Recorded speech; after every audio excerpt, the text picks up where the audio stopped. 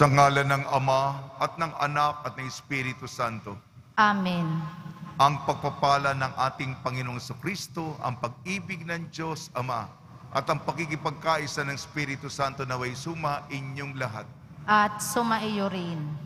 Ang ating banal na misa pagunita kay Santa Isabel na taga Portugal. Ang kanyang gawain ay ang pagtataguyod ng kapayapaan sa kanyang bansa. Mga kapatid, aminin natin ang ating mga kasalanan upang tayo maging marapat gumanap sa banal na pagdiriwang. Inaamin ko Sa makapangyarihang Diyos at sa inyo mga kapatid, na lubha akong nagkasala sa isip, sa salita at sa gawa, at sa aking pagkukulang. Kaya isinasamo ko sa mahal na Birheng Maria, sa lahat ng mga anghel at mga banal, at sa inyo mga kapatid, na ako'y ipanalangin sa Panginoong ating Diyos. kaawaan tayo ng makapangyarihang Diyos, patawarin tayo sa ating makasalanan at patnubayan tayo sa buhay na walang hanggan. Amen. Panginoon, kaawaan mo kami. Panginoon, kaawaan mo kami. Kristo, kaawaan mo kami. Kristo, kaawaan mo kami. Panginoon, kaawaan mo kami. Panginoon, kaawaan mo kami. Manalangin tayo. Ama namin makapangyarihan, ikaw ang gumagawa ng pagkakasundo. Ikaw ang nagmamahal sa umiibig at nagmamalasakit sa tanan.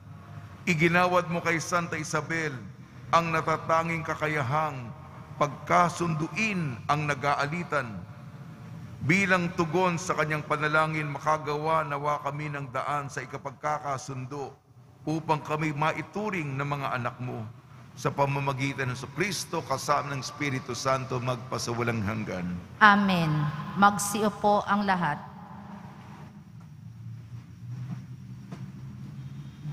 Pagbasa mula sa aklat ni Propeta Oseas.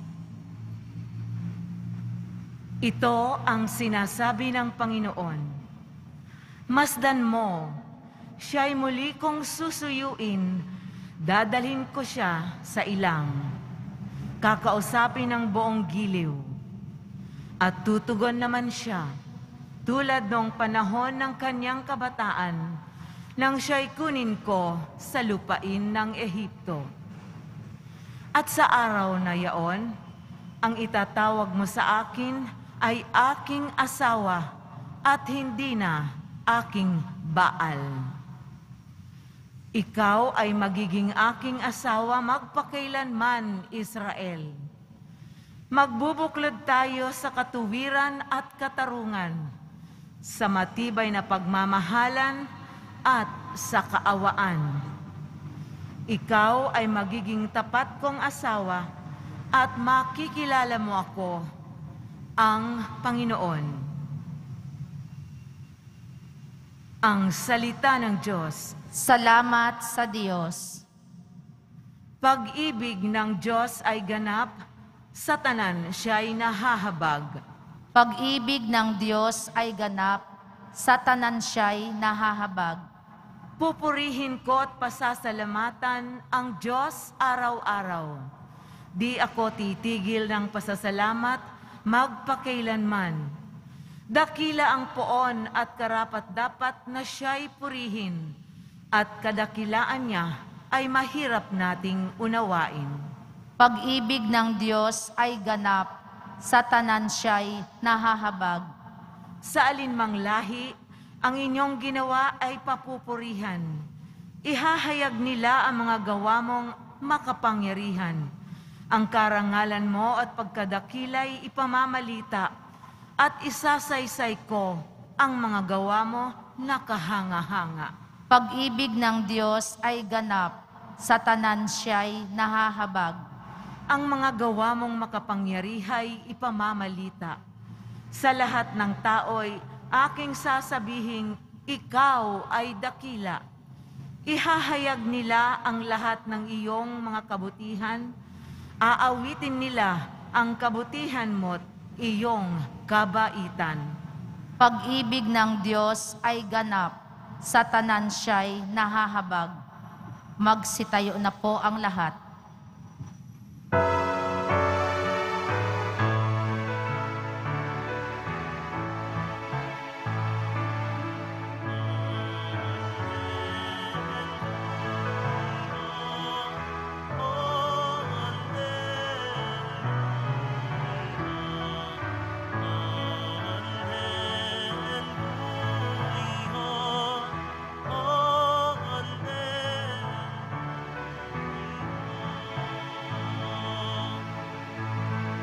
Si Kristo ay nagtagumpay, nalupig ang kamatayan, nagningning ang pagkabuhay.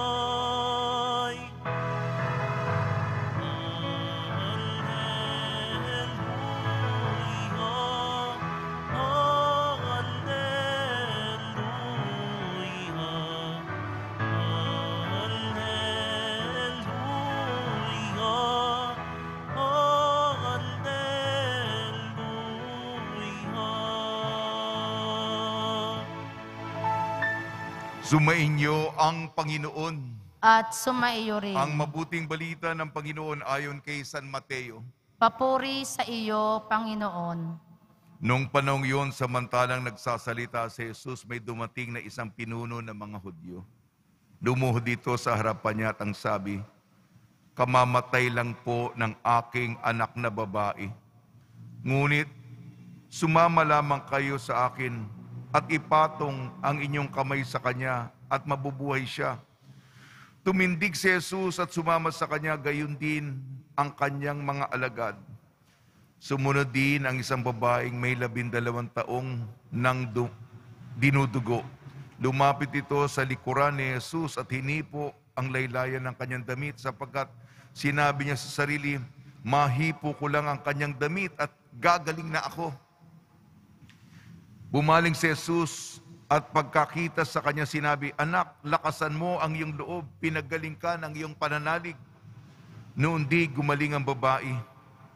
Nang dumating si Jesus sa bahay ng pinuno, nakita niya ang mga manunugtog ng plauta at maraming taong nagkakaingay. Sinabi niya, magsilabas kayo, hindi patay ang bata, natutulog lang. At siya'y pinagtawanan nila. Ngunit nang mapalabas na mga tao, pumasok siya, hinawakan ng kamay ng bata. At ito'y nagbangon. At ang balita tungkol sa pangyaring ito ay kumalat sa buong lupaing yaon. Ang mabuting balita ng Panginoon. Pinupuri ka namin, Panginoong Heso Kristo. Magsiupo muna ang lahat.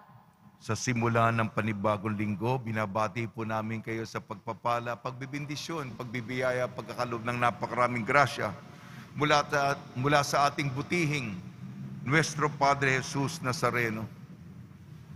Sa ating unang pagbasa, Propeta Hosea, ang aral po dito ay katapatan. Katapatan sa tipan, katapatan sa utos, katapatan sa napagkasunduan. Si Hosea, sabi ng Diyos kay Hosea, pareho ang kalagayan natin. Bakit? ang asawa nating pumunta sa iba. Si Hosea, ang kanyang asawa, si Gomer, nagkaroon ng relasyon sa ibang lalaki.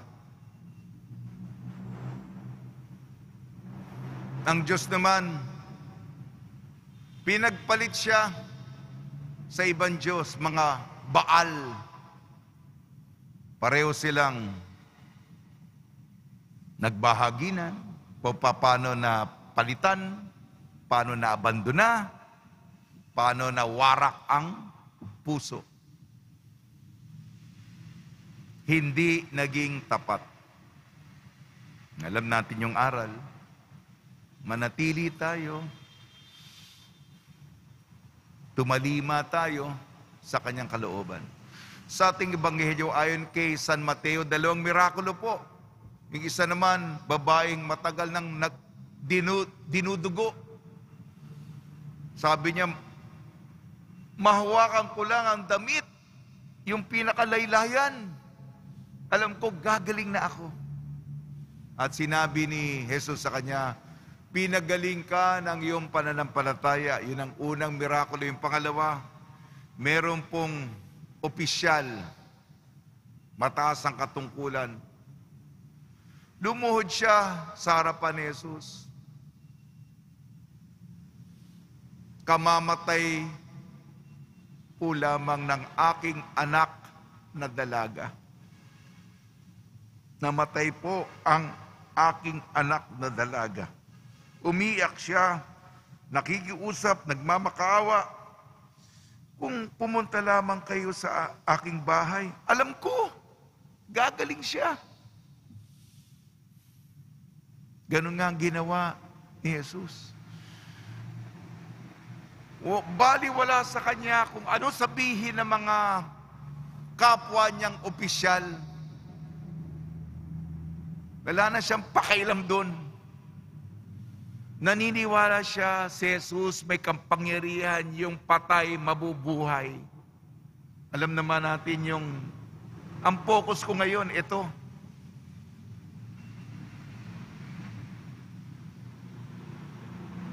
Magiging kahiya-hiya ka sa mga kaibigan mong respetado. Pwede mong itabi yun. Wala akong pakialam doon. Ang tanging mahalaga sa akin yung buhay ng aking mahal na anak na dalaga. Kamamatay po lamang. Pwede ba kayo sumama sa akin? At sabi ni Jesus, pinagtawanan din si Jesus, di ba? Kahiya-hiya, humilyasyon. Pinagtatawan, ha, ha, ha, ha. Yung iba, ayaw yung ganon. Pero, ang mahalaga, hindi ikaw na napapaya. Ang mahalaga, buhay. Buhay ang bata. Kung alam natin, kung pipili tayo, buhay. Humihinga, ngumingiti, mayayakap mo. Yan, aral po sa atin yan. Ha? Yung una, katapatan. At piliin natin ang pinakamahalaga sa buhay. Ang santa natin ngayon, si Santa Isabel ng Portugal. Maraming mga nag-aaway, nag-aalitan ngayon. Siya po, ang kanyang gawain ay ipagkasundo ang mga nagtutunggali. Sana po ay piliin natin ang daan ng rekonsilyasyon. Sa tulong ni Maria, ni San Jose, ni Santa Isabel ng Portugal, tumalima tayo sa kalooban ng Panginoon. Magsitayo na po ang lahat.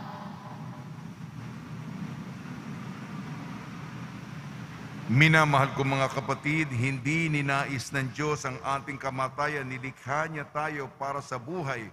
Ngunit mas pinili natin ang kamatayan sa bawat pagkakasala natin. Si Kristong tagapagligtas ang nagbalik sa atin sa buhay at lumalapit tayo sa Ama sa pamamagitan niya. Tugon po natin Ama ng buhay, pakinggan mo kami. Ama ng buhay, pakinggan mo kami. Ang simbahan, naway maging tanda ng gawaing mapagpagaling ni Kristo sa pamamagitan ng pagmamalasakit sa mga may karamdaman sa katawan, isip at diwa. Manalangin tayo. Ama ng buhay, pakinggan mo kami. Ang mga doktor at mga nurse at yaong mga nag-aalaga ng mga may sakit, naway magpakita ng habag at kahinahuna ni Kristo sa pag-aaruga sa mga maliliit nating mga kapatid. Manalangin tayo. Ama ng buhay, pakinggan mo kami. Ang mga taong nagdurusa sa kahirapan, naway lumapit kay Jesus na naging hamak para sa atin. Manalangin tayo. Ama ng buhay, pakinggan mo kami. Ang mga pusong wasak, naway mapaghilom natin sa pamamagitan ng ating mabubuting gawa at salitang nagdudulot ng kasiyahan. Manalangin tayo. Ama ng buhay, pakinggan mo kami. Ang mga namayapa, naway masiyahan sa makinang na bukang liwayway ng buhay na walang hanggan. Manalangin tayo. Ama ng buhay, pakinggan mo kami. Diyos Ama, patuloy mo kaming hilumin sa lahat ng masama at hayaan mong ang iyong kabutihan ang magliwanag sa amin sa pamamagitan ng kapangyarihan ni Jesucristong aming Panginoon. Amen. Magsiok po ang lahat.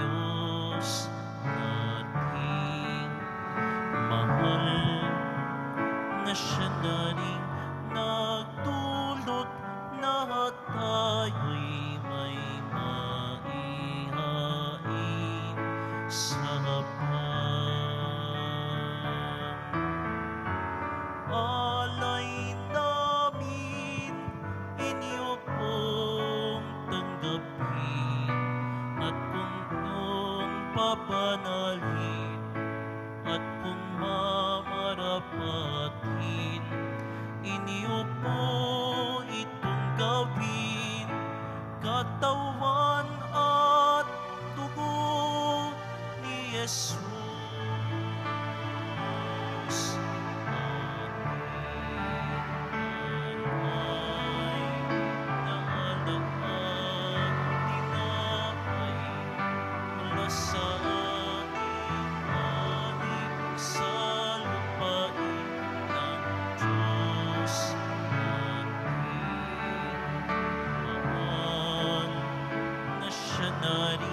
Nagdulot na tayo'y may maihain sa pan.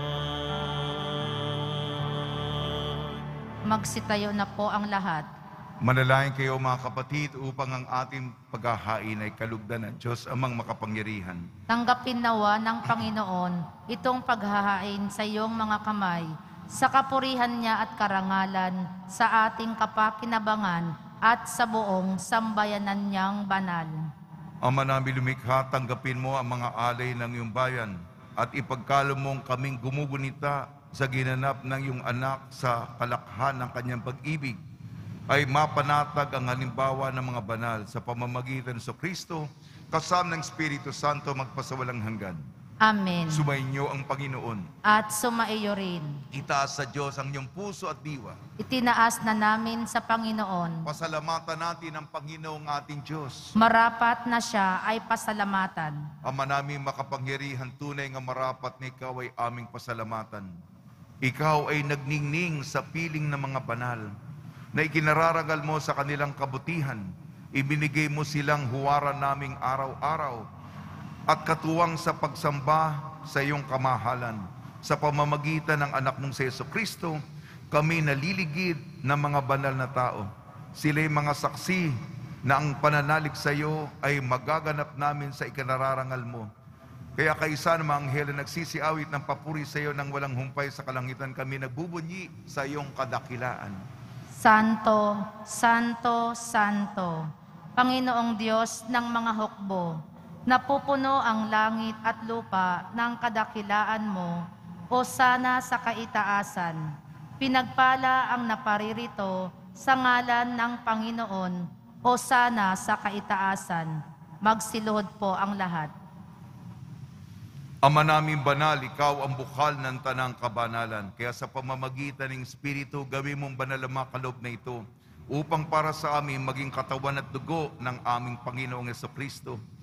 Bago niya pinagtiis ang kusang loob na maging handog, hinawakan niya ang tinapay, pinasalamatan kanya, pinaghati-hati niya yon, iniabot sa kanyang malagad at sinabi, tanggapin ninyong lahat ito at kanin, itong aking katawan ihahandog para sa inyo.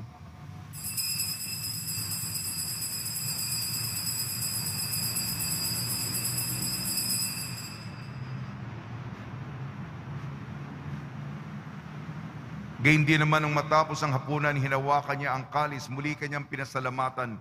Inibot niyang kalis sa kanyang malagad at sinabi, tanggapin ninyong lahat ito't inumin, itong kalis ng aking dugo, nagbago at walang hanggang tipan. Aking dugo ni bubuhos para sa inyo at para sa lahat. Sa kapagpapatawad ng makasalanan, gawin ninyo ito sa pag-alala sa akin.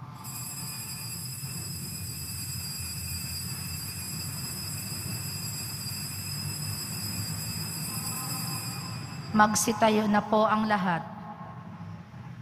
Ipagbunyi natin ang misteryo ng pananampalataya. Si Kristo'y namatay, si Kristo'y nabuhay, si Kristo'y babalik sa wakas ng panahon. Ang mga ginagawa namin ngayon ng pag-alala sa pagkamatay at muling pagkabuhay ng iyong anak. Kaya't iniali namin sa iyong tinapay na nagbibigay buhay at ang kalis na nagkakaloob ng kaligtasan. Kami nagpapasalamat dahil kami minarapat na tumayo sa harap mo para maglingkod sa iyo. Isinasamo namin kami magsasalo-salo sa katawan at dugo ni Kristo ay mabukod sa pagkakaisa sa pamamagitan ng Espiritu Santo. Amalingapi may simbahang laganap sa buong daigdig. Puspusin mo kami sa pag-ibig kaysa ni Francisco na aming Papa at ni Jose na aming Obispo at ng Tanang Kaparian. Alalahanin mo rin ang mga kapatid namin na himlay na may pag-asang sila'y muling mabubuhay, gayon din ang lahat ng mga pumanaw.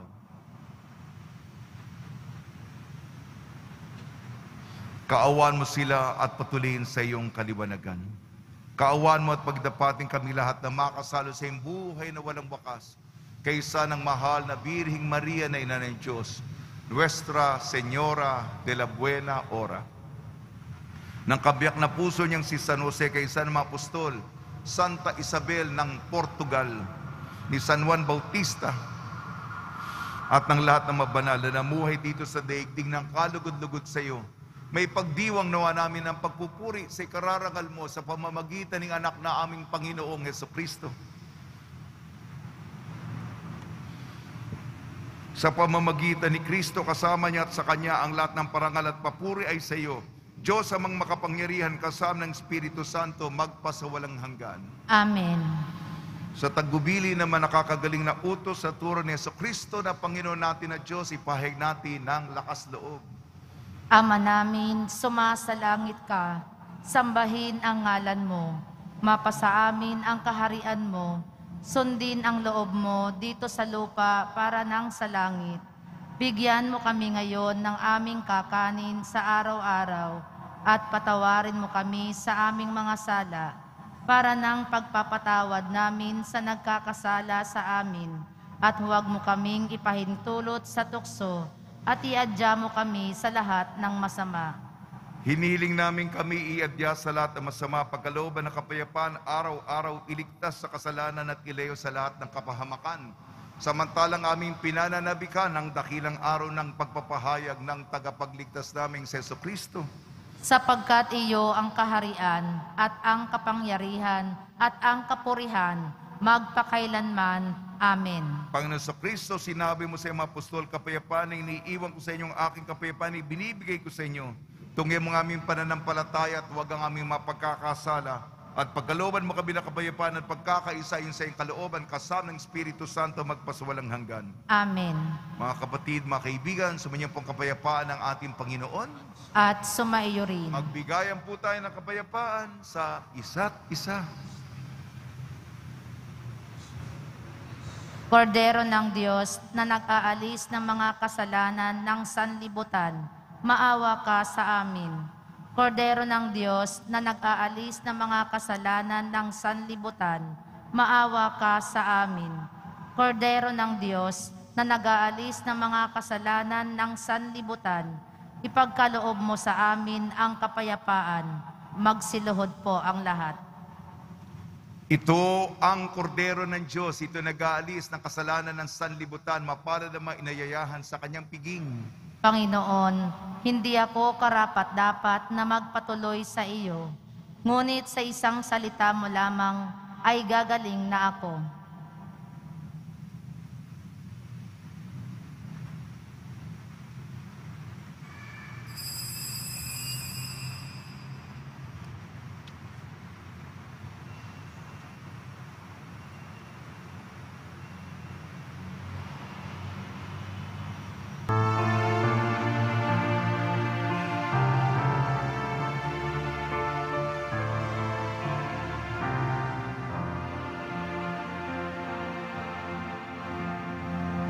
Tinanggap ko si Jesus at ang puso'y kaisaya.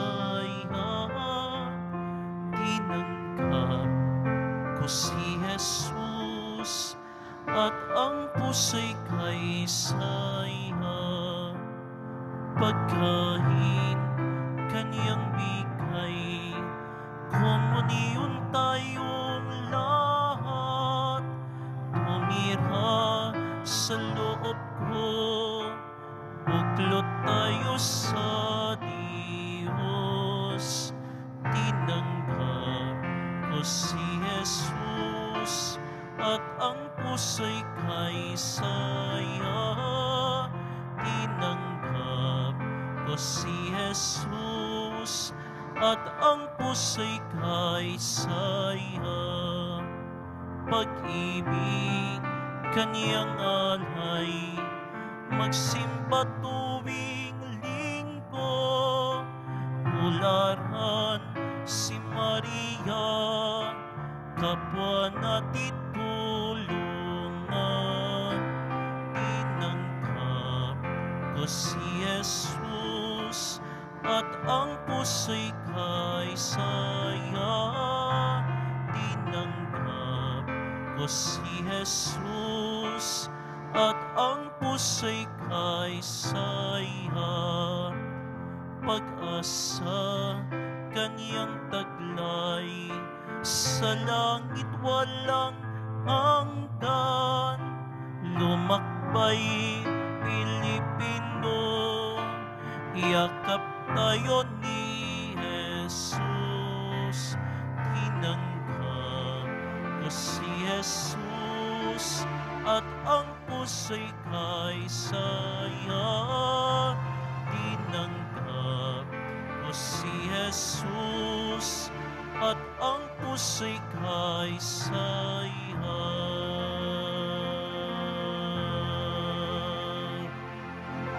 Magsitayo na po ang lahat.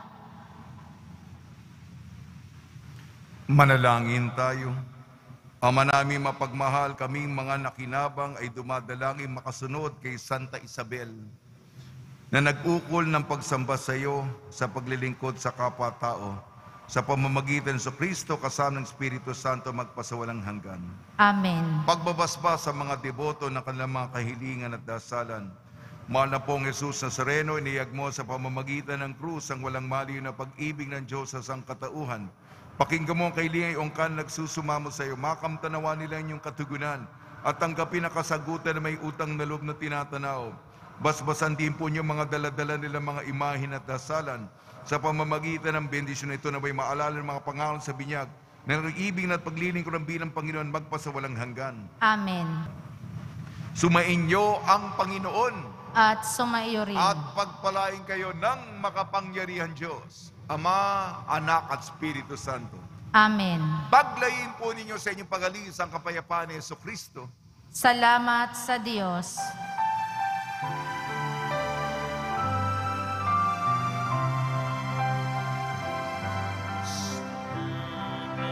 Jesus,